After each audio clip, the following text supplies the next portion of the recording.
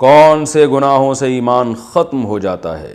تنہائی کے ایسے کون کون سے گناہ ہیں جس سے ایمان سلب ہو جاتا ہے؟ محمد رمیز انصاری انڈیا سے۔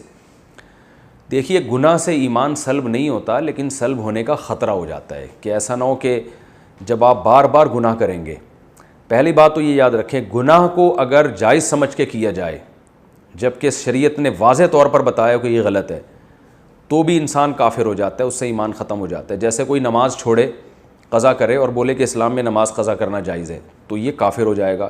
کوئی شراب پیے اور کہے کہ اسلام میں شراب پینا جائز ہے، تو کافر ہو جائے گا، کیونکہ یہ اجماعی مسائل ہیں۔ لیکن اگر کوئی گناہ کو گناہ سمجھ کے کرتا ہے، اسے پتہ ہے کہ میں غلط کر رہا ہوں، تو وہ کافر نہیں ہوتا، گناہ گار ہو جاتا ہے۔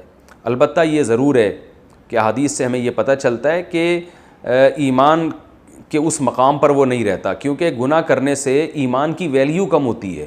انسان جب بار بار اللہ کی نافرمانی کرتا ہے اور پھر شیطان اس کے دل میں کہتا ہے دیکھ اگر اللہ ہوتا تو تجھے اس گناہ پہ سزا دیتا، تجھے تو کوئی سزا نہیں مل رہی، تو آہستہ آہستہ آہستہ آہستہ انسان کا اسلام پر سے اعتماد ختم ہوتا ہے۔ حالانکہ اللہ جو مہلت دے رہا ہے، یا تو اس لیے دے رہا ہے کہ اللہ کی رحمت ہے کہ تمہیں توبہ کی توفیق مل جائے، یا اس لیے دے رہا ہے کہ اللہ ڈھیل دے رہا ہے کہ آخرت میں اکٹھا پکڑوں گا میں۔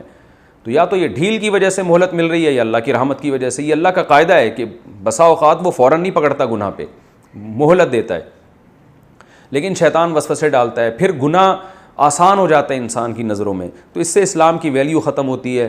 تو بعض دفعہ ایسا ہو جاتا ہے کہ پھر موت کفر پہ ہوتی ہے، انسان واضح لفظوں میں اسلام کا اور اللہ رسول کا انکار کر دیتا ہے۔